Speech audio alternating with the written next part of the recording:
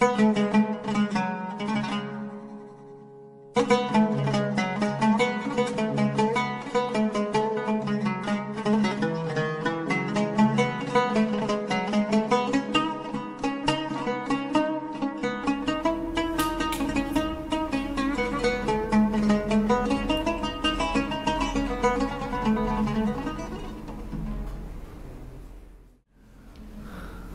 علیکم، بسم اللہ الرحمن الرحیم۔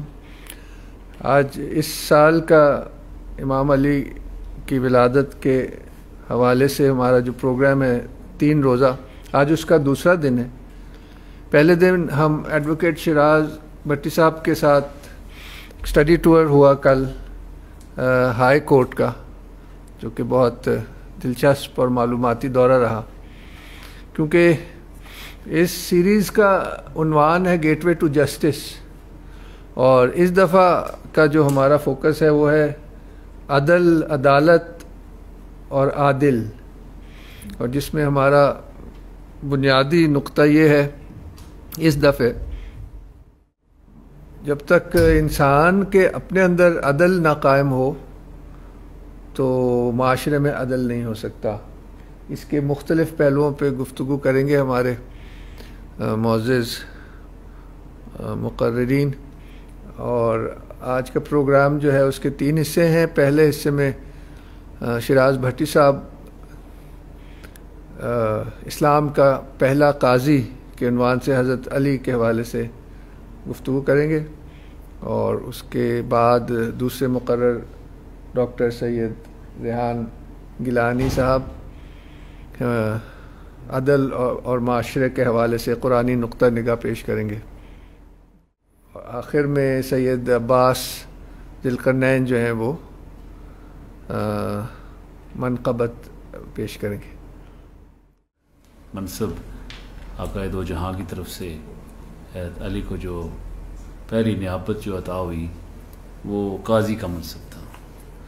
وہ یہ عنوان اتنا دلچسپ ہے کہ جو میں تھوڑا بہت جو مطالعہ کیا ہے اس کا، تو قاضی کا جو منصب ہے حضرت مولا علی کا، یہ اس کا بیک گراؤنڈ بڑا دلچسپ ہے۔ وہ جب میں طالب علم تھا قانون کا تو اس وقت بھی اس کو پڑھا، اور یہ پھر یہاں انہوں نے توجہ دلائی تیمور خان صاحب نے کہ عدل اور عادل کی جو سیریز ہے وہ ہم شروع کرنا چاہتے ہیں۔ تو وہ جب سیریز شروع کی تو اس میں پھر میں نے کچھ 1-2 کتابیں وہ میں ساتھ لایا ہوں اکٹھی کی، تو پہلے جو وہ میں پیش بھی کر دیتا ہوں تاکہ حوالے سے بات ہو جائے تو وہ پھر مسترد کہلاتی ہے۔ یہ کتاب ہے جی مولا کائنات کے فیصلے، کہ جتنے بھی حضرت مولا علی نے بطور قاضی جب ان کو منصب سونپا گیا تو فیصلے کیے، تو اس پہ یہ جو محققین ہیں انہوں نے اکٹھے کر کے کئی فیصلہ جات ہیں جو حضور کی زندگی میں بھی، پھر آگے خلفائے راشدین کے زمانے میں بھی جب وہ انہوں نے قاضی کا منصب پہ کام کیا، تو یہ مولا کائنات کے فیصلے اکٹھے کر کے یہ علامہ ریاض حسین جعفری صاحب ہیں، انہوں نے یہ ایک کتاب مرتب کی تھی جو کہ کافی اس کے ایڈیشن اب چھوٹ۔ دوسری کتاب یہ مجھے جو تحفہ ملا یہ نہج البلاغہ جو ہے، اس میں بہت سارا مواد ہے جو کہ جس میں حضرت مولا علی کے پہلے خطبے ہیں، پھر خطوط ہیں، مکتوب جن کو کہتے ہیں، اور اس کے بعد پھر اور بھی بے شمار ان کے خطاب وغیرہ، پہلے خطبے ہیں، پھر خطوط ہیں، اس کے بعد پھر فیصلے ہیں۔ تو نہج البلاغہ جو ہے یہ بڑی مستند کتاب ہے۔ یہ ایک ایسے عالم دین نے اس کو مرتب کیا ہے کہ میں سمجھتا ہوں ان پہ تنقید تو شاید لوگ کرتے ہی ہوں گے، لیکن ایک جامع ہے، کیونکہ یہ اہل سنت والوں کے ایک عالم دین ہے، انہوں نے ترجمہ کیا اس کا، اور پروگریسو بک ڈیپو والے اردو بازار سے ہیں، انہوں نے اس کو پھر چھاپا۔ تیسری کتاب جو ہے یہ قانونی لغت ہے، کیونکہ عدل کی بات کرنی تھی تو ہمارے ایک سابق جج صاحب ہیں کراچی ہائی کورٹ کے، پہلے بھی جب میں نے پروگرام اس کا شروع کیا تھا تو یہ اس کو پیش کیا تھا۔ یہ جسٹس تنزیل الرحمان صاحب ہمارے کراچی ہائی کورٹ کے جج تھے، بعد میں وفاقی شریعت کورٹ کے چیف جسٹس بھی رہے۔ اور اینڈ پہ جناب یہ چوتھی جو کتاب ہے یہ ایک ہندو رائٹر ہیں ان کی ہے، ڈی ایف ملا جو ہے نا، بہت مشہور، یہ کورس میں بھی پڑھائی جاتی ہے ہمارے لاء کالج کی یونیورسٹی میں کورس ہے نا، تو اس کا آخری جو ایڈیشن ہے اب جو ہے یہ محمود صاحب ہیں ایک القانون پبلیکیشنز والے، انہوں نے اس کو شائع کیا ہے۔ تو یہ سارا مواد یہاں سے ہم لیں گے۔ وہاں حضرت نبی اکرم صلی اللہ علیہ وسلم کو، نبی آخر الزمان کو بہت دور دور سے جو ہے نا وہ وفد ملنے کے لیے آتے تھے، اسلام قبول کرنے کے لیے آتے تھے، بیعت بھی کرتے تھے اور پھر اپنے مسائل بیان کرتے تھے۔ وجہ بھی ان کو یہ بھی تھی کہ ظاہر ہے وہ نبوت کا کیونکہ آخری ایڈیشن تھا، اس میں نبوت کیونکہ حضور خاتم النبیین بھی ہیں، تو دور دور سے جب قافلے آتے تھے دوسرے ملکوں سے، شہروں سے، تو یمن سے جو لوگ آتے تھے نا وہ اپنے کچھ مسائل بیان کرتے تھے۔ تو انہوں نے حضور سے کچھ ریکویسٹ کی کہ آپ اپنا کوئی نمائندہ پہلے تو خود تشریف لائیں، اگر خود تشریف نہیں لا سکتے تو کسی کو بھیجیں تاکہ ہمارے کو مسئلے وہاں حل ہوں، فیصلے ان کے نا مسائل تھے۔ تو وہ پھر آپ نے حضرت علی کرم اللہ وجہ کو یمن کا قاضی بنا کے بھیجا، اپنی زندگی میں ان کو یہ تیار کیا کہ بھئی آپ نے وہاں جانا ہے، اور ان کو بھی بتایا کہ میرا یہ چھوٹا بھائی آئے گا وہاں، تو آ کے تو آپ کے مسئلے وغیرہ حل کر کے تو آ جائیں۔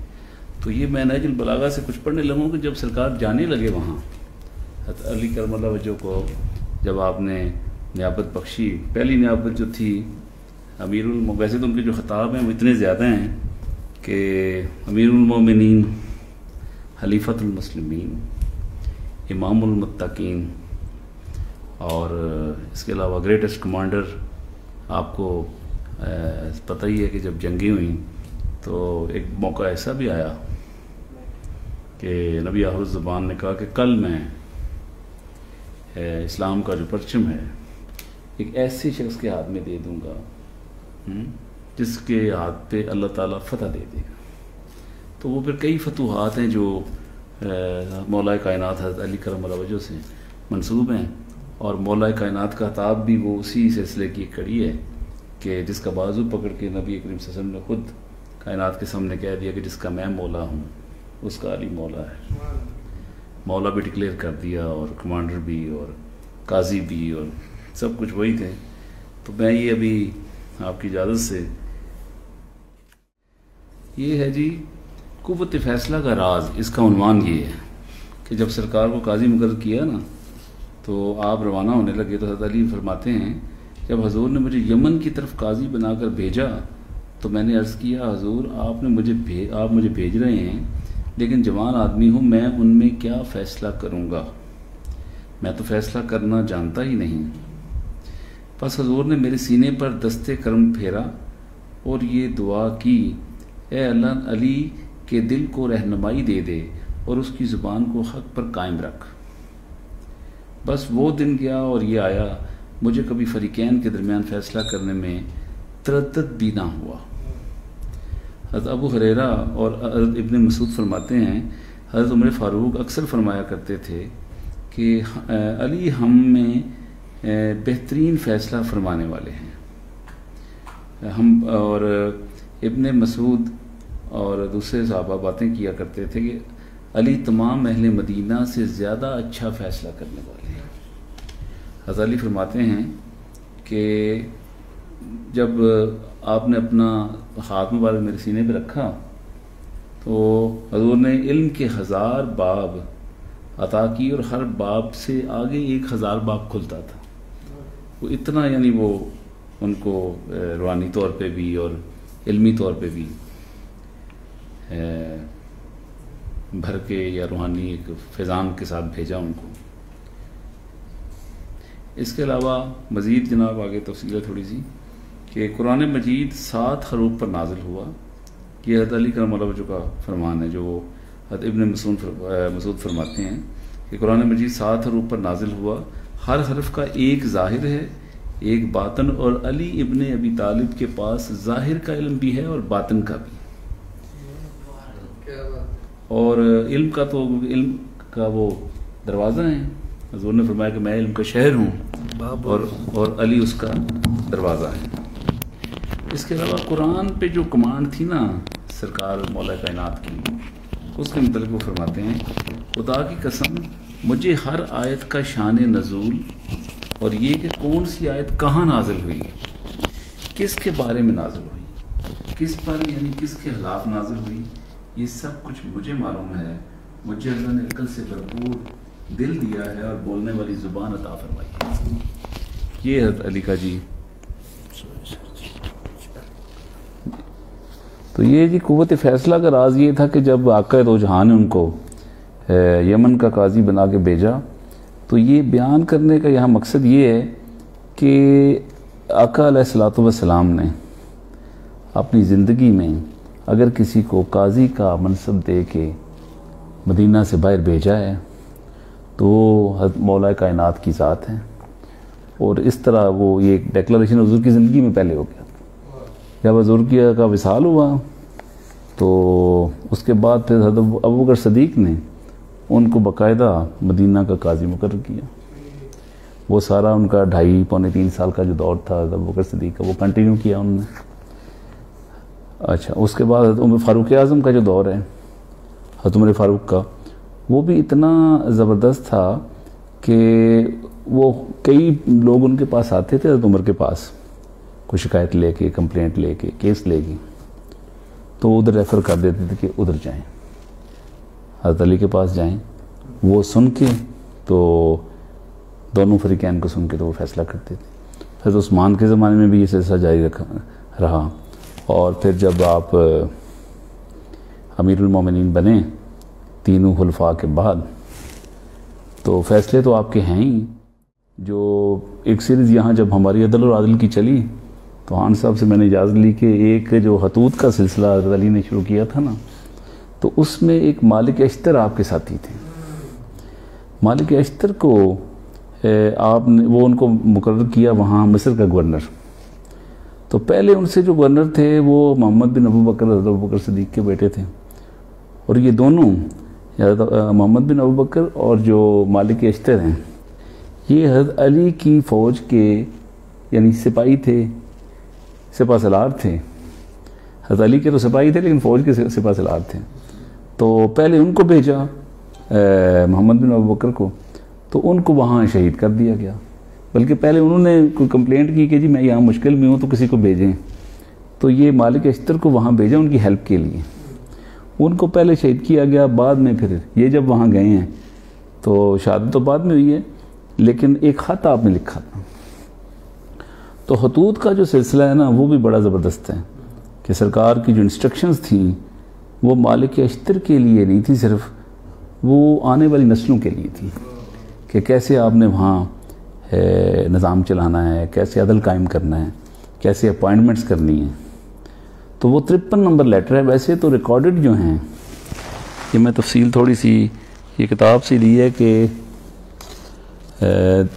خطبے 240 ہیں سرکار کے جو ریکارڈڈ ہیں نہج البلاغہ میں، 79 خطوط ہیں مکتوبات جن کو کہتے ہیں، اور 79 مکتوبات میں سے جو 53 نمبر لیٹر ہے نا وہ لیٹر ہے جو کہ آپ نے مالک اشتر کو لکھا، اور اس میں وہ ایک رہنمائی گائیڈ لائن جو ہے کسی بھی گورنر کے لیے یا علاقے کا نظام چلانے کے لیے وہاں کے حاکم کے پاس جو انسٹرکشنز آتی ہیں وہ تھوڑا سا جو ہے نا، ویسے تو ہم نے 3 پروگرام کیے تھے صرف اس ایک لیٹر پہ، تو اس میں سر ایک آدھ پیرا جو ہے نا وہ ہم صرف وہ لیں گے، پھر آگے پھر کوئی فیصلے وغیرہ بھی سرکار کے پیش کر دیں گے۔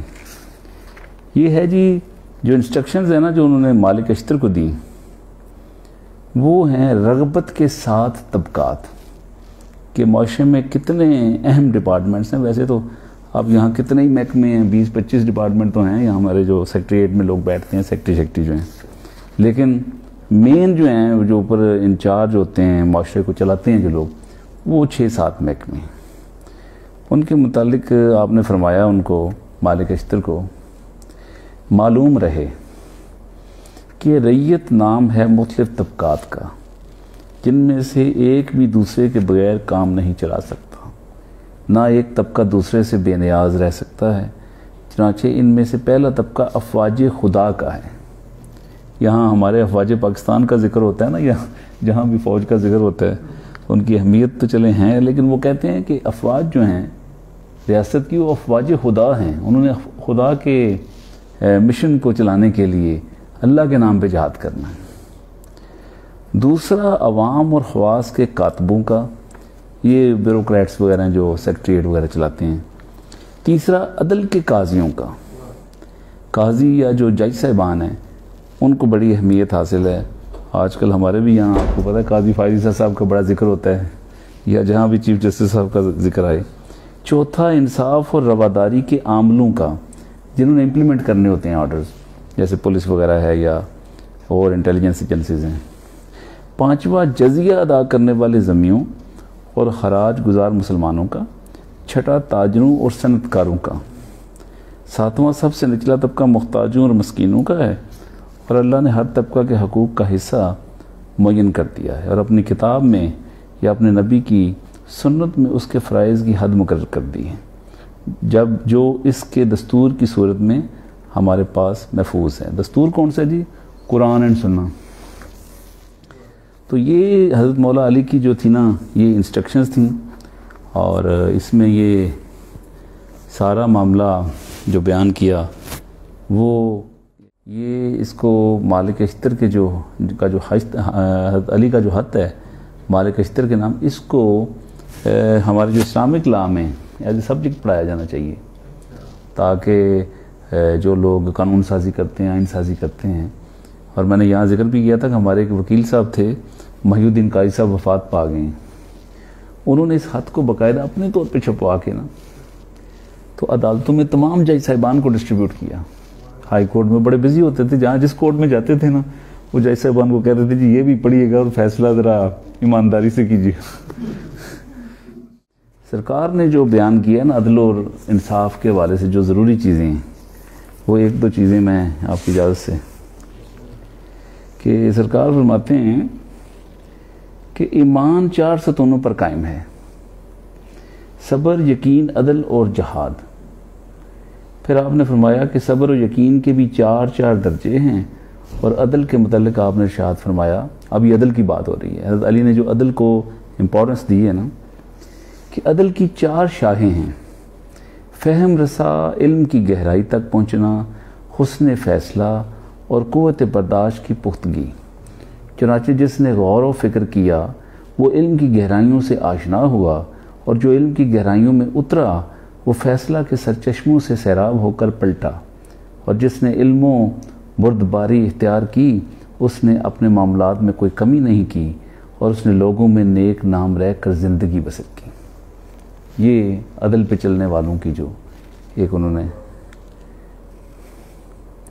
اور عدل کی تہہ تک پہنچنے والی فکر، علمی گہرائی، فیصلہ کی خوبی اور عقل کی پائیداری کی اشد ضرورت ہے، اور عقل کی پائیداری معرفت علم حاصل کرنے میں ہے، جیسا کہ باب العلم کا ارشاد گرامی ہے، علم عقل کا چراغ ہے، کہ اگر آپ نے عدل تک پہنچنا ہے تو پہلے آپ نے پہلے علم حاصل کرنا ہے، اس سے آپ کو اللہ عقل عطا کرے گا، پھر آپ عدل پہ چلنے کے قابل ہو جائیں گے۔ اور بھی جناب عدل کے متعلق انہوں نے فرمایا کہ میں امیر المومنین امام علی کے متعلق یہ سب سے اہم جو ارشاد ہے حضور کا، نبی آخر الزمان کا، سرکار نے کہا کہ حضور کا فرمان ہے کہ میں نبیوں کا خاتم ہوں اور علی وصیوں کے خاتم ہیں۔ علی کو مجھ سے وہی منزلت حاصل ہے جو مجھے اپنے پروردگار سے ہے، میرا ہاتھ اور علی کا ہاتھ عدل میں برابر ہے۔ یہ حضور نے ایک ان کو پیار کیا یا ان کو ایک رتبہ جو عطا کیا ہے۔ ہاں، حضرت نے اپنی زندگی میں آپ کو قاضی مقرر کیا تھا، اور صحابہ کرام کے مجمع میں یہ اعلان فرمایا تھا، علی تم میں سب سے بڑا قاضی ہے، میرے بعد تمام امت میں سب سے بڑھ کر عالم علی بن ابی طالب ہیں۔ علی میرے علوم کا ظرف ہے، میں حکمت کا در ہوں اور علی اس کا دروازہ ہے۔ علی تم سب میں بہتر فیصلہ کرنے والے ہیں۔ یہ حضور کا فرمان ہے کہ آپ نے فرمایا کہ جب بھی کوئی ایک انسٹرکشن ہی دینی ہوتی ہے امت کو کہ بھئی جب کوئی مسئلہ ہوگا تو ان سے آپ نے علم کے ذریعے یہ اپنے علم سے آپ کا مسئلہ حل کر دیں گے۔ آگے جی ایک دو شعر ہیں سرکار کے متعلق انہوں نے: عدل اس کی ذات ہے، انصاف اس کا انصرام، صبر ہے اس کی معیشت، علم ہے اس کا نظام، وہ شفاعت کی علامت، رحمتوں کا وہ مقام، وہ ولایت کا نصیبہ، وہ شریعت کا امام۔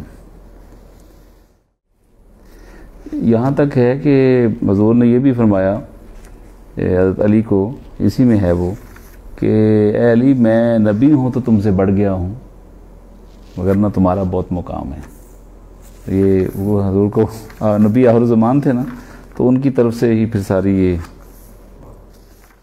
یہ حضور نے ایکچولی ان کو چنا بطور قاضی کہ وہ جب بھی فیصلہ کریں تو یہ ان کے جو بطور قاضی کے جو ہے نا ادوار وہ 4 ہیں، کہ پہلے تو حضور نے مقرر کیا، ان کو یمن کا قاضی بنا کے بھیجا، وہاں فیصلہ کر کے واپس آئے۔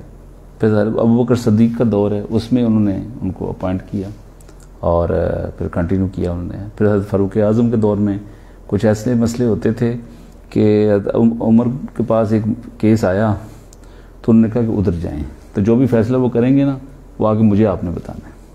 وہ پھر انہوں نے کہا کہ جو فیصلہ انہوں نے کیا ہے وہ ٹھیک ہے، تو میں فیصلہ کچھ اور کرنے والا تھا۔ یہاں تک ان کی آبزرویشن یہ تھی امیر المومنین حضرت عمر کی کہ آج یہ فیصلہ کرتے وقت اگر عمر نہ ہوتے تو اگر علی نہ ہوتے تو عمر ہلاک ہو جاتے۔ اس طرح حضرت عثمان کا بھی تھا، اور پھر حضرت علی کے اپنی جو بطور خلیفہ جو تھی۔ اس کے علاوہ جو ہم نے شروع میں عدل کے حوالے سے نا کہ عدل کیسے قائم ہو سکتا ہے، یہ عدل، وہ میں ایک دو باتیں آپ کی اجازت سے یہ لوگوں سے میں بیان کرتا ہوں۔ عام طور پہ جو عدل کے لیے کون شخص جو ہے وہ یعنی کسی جج کے پاس یا قاضی کے پاس جاتا ہے، یا علی کے پاس جب لوگ آتے تھے تو آخر کسی کو کوئی تکلیف ہوتی ہے تو وہ کسی کورٹ میں جاتا ہے نا، تو وہ کہتے ہیں جس شخص کو مضرت پہنچی ہو یا حق تلفی ہوئی ہو اس کو حق دلانے کا نام انصاف ہے۔ انصاف کا منشا یہ ہونا چاہیے کہ لوگوں کو اس کا اطمینان ہو جائے کہ انصاف کیا گیا ہے، یعنی انصاف یہی نہیں کیا جائے، کہتے ہیں انصاف ہوتا ہوا نظر آنا چاہیے۔ اسلام میں عدل و انصاف کا اصل سرچشمہ خداوند تعالیٰ کی ذات ہے، اور اس سرچشمے سے پیدا ہونے والے قوانین کا نفاذ مسلمانوں کی جماعت کے سپرد ہے۔ چنانچہ اسلام میں قضاء اور رسی یا عدل گستری کو اہم ترین انسانی فرائض میں شامل کرتے ہوئے اسے مملکت کا اولین فرض قرار دیا گیا ہے۔ یعنی انصاف جو ہے وہ کس نے دینا ہے، وہ ریاست کی ذمہ داری ہے۔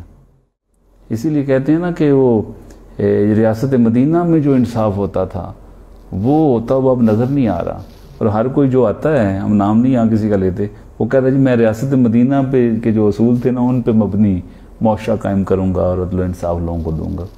وہ ویسا کردار بھی تو پھر بننا چاہیے، ویسا کردار جب تک نہیں ہوگا تو ریاست مدینہ کا عدل و انصاف کیسے آئے گا؟ عدل و انصاف کی اس اہمیت کے پیش نظر قرآن پاک میں عدل و انصاف کی ہدایات جا بجا ملتی ہیں۔ چنانچہ اللہ تعالیٰ نے اب آگے ان صورتوں کا ذکر ہے، جیسے سورہ نساء کا ذکر ہے۔ سورہ نساء میں بہت سارے حقوق جو ہیں خواتین کے بیان ہوئے ہیں، وراثت کے قانون بیان ہوئے ہیں، اور سارے جو ہماری جو اسلامک جورسپروڈنس ہے نا، اسلامی معاشرہ کی جو بنیاد ہے، اس کے قوانین موسٹلی وہ سورہ نساء میں بیان ہوئے ہیں۔ اور وراثت کے متعلق تو یہاں تک میں بیان کر دوں، یہ حضور کا ارشاد گرامی ہے کہ وراثت کے جو قوانین ہیں نا، وہ ان کے متعلق سرکار نے فرمایا کہ جو وراثت کا علم ہے یہ کل کائنات کا جو علم ہے نا اس کا نصف ہے، کہ لوگوں کو اپنے حقوق کا پتہ نہیں ہوتا، مفہوم یہ ہے۔ تو وہ پھر جب کچھ محرومیاں ہوتی ہیں یا تکالیف آتی ہیں تو پھر وہ ان کو حاصل کرنے کے لیے لوگ جو ہیں پھر مقدمے بازی میں جاتے ہیں، اور اس طرح۔ تو وراثت کا یہ ہے کہ وراثت میں یہاں تک ہے کہ جو وارث جتنے ہیں، اگر کوئی انسان وفات پاتا ہے نا تو اس کے وارثوں کی تفصیل کتنے وارث ہو سکتے ہیں، قرآن میں اس کا ٹیبل دیا ہوا ہے باقاعدہ۔ اس طرح کرمنالوجی میں اگر کرمنل لاء کے حوالے سے ہم بات کریں گے، حد کا ذکر ہے، تعزیر کا ذکر ہے، کس جرم کی کتنی سزا ہے، وہ بھی ساری قرآن میں بیان کر دی گئی ہیں۔ وہ تھوڑا سا اس کا مطالعہ کرنا پڑتا ہے، کون کون سی صورت میں کیا کیا بیان کیا گیا ہے. تو یہ سارے معاملات جو ہیں یہ جتنے بھی سورہ سواد میں کچھ ذکر ہے، سورہ نساء میں ہے، اس کے علاوہ اور بھی جو سورہ ہیں. تو بات یہاں اس کا ذکر کرنے کا مقصد یہ ہوا کہ یہ جو اسلامک جورسپروڈنس ہے قرآن سے آگے حضور سے خلفائے راشدین، اور ان میں پھر حضرت علی کا جو دور ہے بطور قاضی کا، وہاں سے یہ سلسلہ چلتا ہوا یہ فقہ کی شکل میں، اس کو اسلامی فقہ بھی کہتے ہیں، کہ وہ اصول جن کی تشریح کی ہے خلفاء نے یا آئمین نے، تو ان میں حضرت علی کا جو مقام ہے وہ سب سے مستند ہے، اس لیے کہ قاضی کا جو منصب ہے وہ ان کو حضور نے سب سے پہلے عطا کیا. اس کے بعد وہ پھر فیصلہ کرنے کی قوت ان کی قرآن کو سمجھنے کی، حدیث کو سمجھنے کی ان میں بہت زیادہ تھی، اور اس کی تشریح بھی انہوں نے کی آگے. اور سب نے آگے آنے والے جو امام تھے یا جو ہمارے جج صاحبان یا قاضی بنے بعد میں، انہوں نے ان کو فالو کی. اس کے علاوہ اور قاضی کی خوبیاں ہیں کہ کیسے قاضی اپوائنٹ ہو سکتا ہے، وہ ہمارے یہ یہاں جو ڈی ایف ملا صاحب ہیں ان کی میں ایک پیرا سے پڑھ دیتا ہوں تاکہ تھوڑا سا ماڈرن جو تشریح ہے اس کے متعلق بھی آ جائے کہ کیسا ہمارا جو عدالتی نظام ہے کیسا ہونا چاہیے. جو ہمارے تک پہنچا ہے یہ ایک دو پیرا انگلش میں ہے آنسر، ایک ججمنٹ سے آئے ہیں. Justice and equity. Islam lays emphasis on maintaining justice and equity. The Qazi has to decide the case according to the Islamic principles of qaza.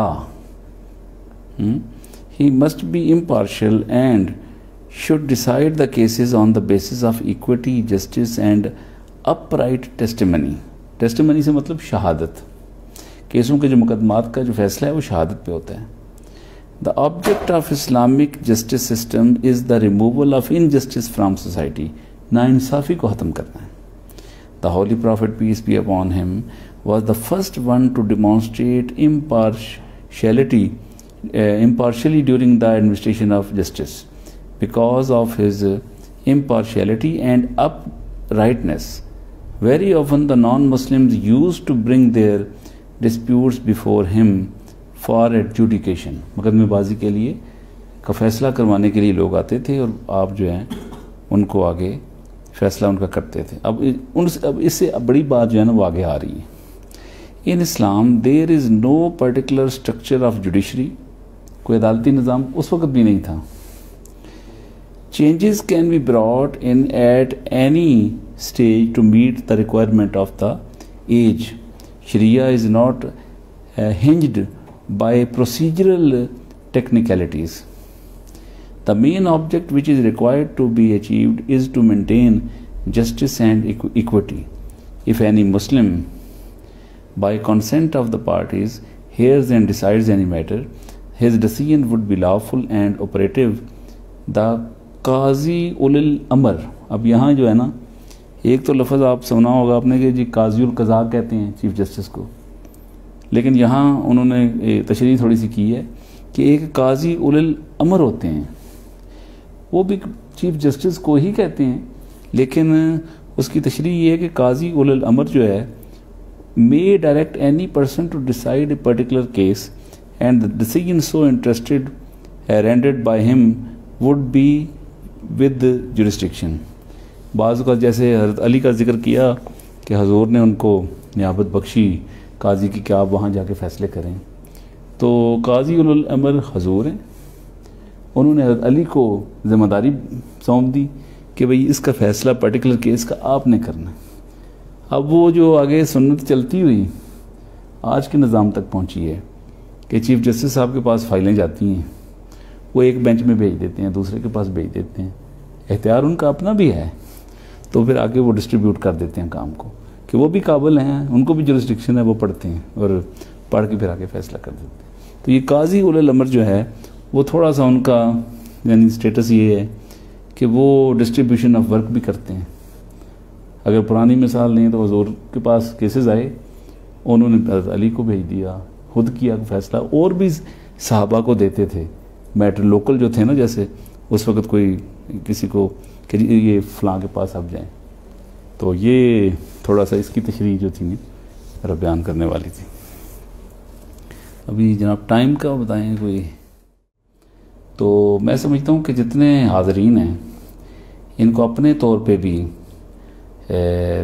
تھوڑا سا نا ہسٹری کا مطالعہ کرنا چاہیے، حضرت حضور کی لائف سے لے کے، اور فقہ کو خاص کر پڑھنا چاہیے، اور علی کے جو مکتوبات ہیں، ان کے جو لیٹرز ہیں، خطبے ہیں، اس پہ پڑھ کے تو پھر اپنے طور پہ پھر آگے اس کو آگے آنے والوں کو منتقل کرنا چاہیے، تاکہ کچھ علم کی جو ہے نا وہ پیاس جو ہے وہ تو ہر مومن کے اندر رہتی ہے، لیکن اس کو حضرت علی کا جو خاص کر نہج البلاغہ میں جو مٹیریل ہے یا ان کی لائف ہے جو وہ اس میں بہت وسعت ہے، شروع تو قرآن سے، حدیث سے، اور آقا کی لائف سے، اور پھر آگے خلفاء راشدین خصوصاً حضرت علی کرم اللہ وجہ. تو یہ ایسا کریکٹر ہے کہ جس کو اپنے اندر پڑھ کے ان کی لائف کو ابزارو کرنا چاہیے. اور میں حضرت علی اس کا شکریہ ادا کرتا ہوں کہ انہوں نے موقع دیا. تھوڑا سا ہم نے جو انشاءاللہ پھر موقع ملا تو کچھ فیصلے پڑھ کے بھی سنا دیں گے. اور جہاں تک فیصلے گئے جی، فیصلے تو اتنے وہ وسیع ہیں، اس میں بڑی وزڈم ہے.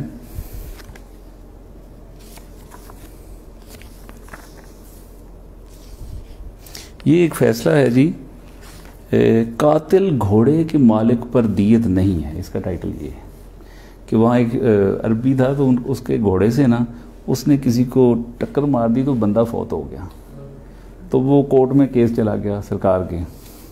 وہ بیان اس طرح کرتے ہیں کہ قصص الانبیاء کے مولفین اپنی اسناد سے جناب امام محمد باقر سے یہ حدیث نقل کرتے ہیں. انہوں نے واقعہ بیان کیا تھا کہ جب رسول خدا نے جناب امیر علیہ السلام کو یمن کا قاضی بنا کر بھیجا، انہی دنوں اتفاقاً ایک دن ایک سرکش گھوڑا اپنے مالک کے گھر سے بھاگ گیا. بھاگتے ہوئے ایک شخص کو ایسی لات ماری کہ وہ وہیں ڈھیر ہو گیا. اس شخص کے ورثاء نے خوب احتجاج کیا اور گھوڑے کے مالک کا گریبان پکڑا اور خون بہا کا مطالبہ کیا. معاملہ خوب گرم ہو گیا تو لوگ امیر المومنین علی علیہ السلام کے پاس آئے. گھوڑے کے مالک نے جناب امیر کے حضور پیش ہو کر عرض کی، اے امیر المومنین، میرا گھوڑا گھر سے بھاگ گیا تھا، اس بات کے گواہ میرے ساتھ ہیں. گھوڑے نے سرکشی میں دوڑتے ہوئے اس شخص کو لات رسید کی، بس وہ مر گیا جس سے وہ مر گیا. امیر المومنین علیہ السلام نے تمام معاملہ سنا اور فرمایا، گھوڑے کے مالک پر کچھ دیت نہیں ہے. مقتول کے ورثاء رسول خدا کی خدمت میں حاضر ہوئے اور بطور شکایت عرض کی، یا رسول اللہ، علیہ السلام نے ہمارے ساتھ ظلم کیا ہے، ہمارے مقتول کے خون کو رائیگاں قرار دے دیا. سرور کائنات نے ارشاد فرمایا، علی ظالم نہیں ہے، وہ خیر الوسیعین ہے. علی ظلم کرنے کے لیے پیدا ہی نہیں ہوا، وہ ولی المومنین ہے، ولایت علی کے ساتھ مخصوص ہے. میرا بھی وہی فیصلہ ہے جو علی کا ہے، میرا قول اسی کا قول ہے. علی کی ولایت و قول اور حکم کو منافق کے سوا کوئی رد نہیں کر سکتا. جب اہل یمن نے رسول خدا سے علی کے بارے میں یہ فرمان ذیشان سنا تو عرض کرنے لگے، یا رسول اللہ، ہم علی کے فیصلے پر راضی ہیں اور ان کی بات کو دل و جان سے پسند کرتے ہیں. حضرت نے فرمایا، تمہارا اس فیصلے پر راضی ہونا تمہاری توبہ ہے. حدیث رسول ہے، علی تمام انسانوں میں سب سے بہتر ہیں، جس نے شک کیا وہ کافر ہے. یہ جی حضور کی جو ہے نا آبزرویشن اپنی بھی آ گئی. یہ بڑے سخت فیصلے اور بھی ہیں، اس پہ بڑے پروگرام ہونے والے ہیں ویسے.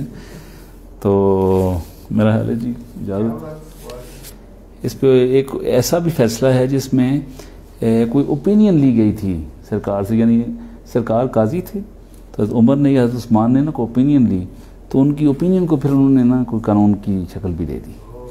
یہ بھی ہے کہ عام طور پہ یہاں ہمارے نا آج کل ایک ادارہ ہے اسلامی نظریاتی کونسل، آپ نے سنا ہوگا.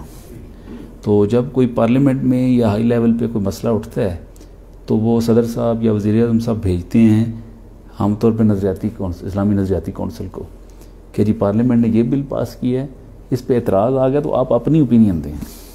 تو وہ پھر اوپینین جو اسلامی نظریاتی کونسل دیتی ہے نا، اکثر اس کو مان لیتے ہیں، کبھی رد بھی کر دیتے ہیں. ہاں جی، لیکن حضرت علی کی اوپینین کو میں نے یہ تاریخ کی کتابوں میں دیکھا ہے، کبھی رد نہیں کیا گیا. تمام حلفاء نے ان کی اوپینین کو بائنڈنگ سمجھ کے تو فالو کیا اور اس کو پھر آگے یعنی قانون کا درجہ دیا. اس طرح یہ ان کی اوپینین کی بھی بڑی اہمیت تھی.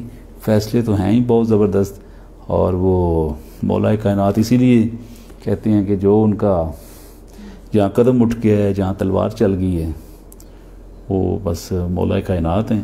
ہم تو تنقید جو کیوں جی اجازت ہے سر؟